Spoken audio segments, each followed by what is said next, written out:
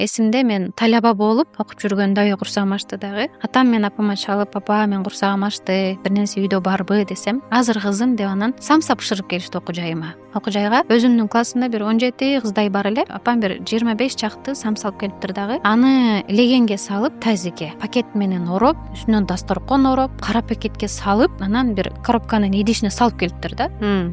Бул эмне десем, бул самса дейт. Анан жөн эле көтөрүп келсеңиздер болмок да десем, азыр мен жаңы бышкан самсаны сага берсем, ошончо окуу жайыңдагы кыздар мунун апасы самса бышырып келген турбайбы деп ичинде арзусу калып калбасын. Себеби самсаны бышырган ата энеси жок болушу мүмкүн. Самсаны алганга кудурети жок үй бүлө болушу мүмкүн. Анан ошолордун мурдуна мен азыр алып келген самсанын жыты сиңип калып, сенин жаттаган Кураныңа тоскоол болуп калбасын деп идишке ороп келдим деген да апам. Аябай таң калгам. Класска кирип анан 5-6 нерседен оорогону ачып атабыз. Анан өзүмдүн классымдагы окуучулардын баарына бирден бөлүп бердим да, анан комнатама алып кирип алып, курсагымды косуп жегеним эсимде да.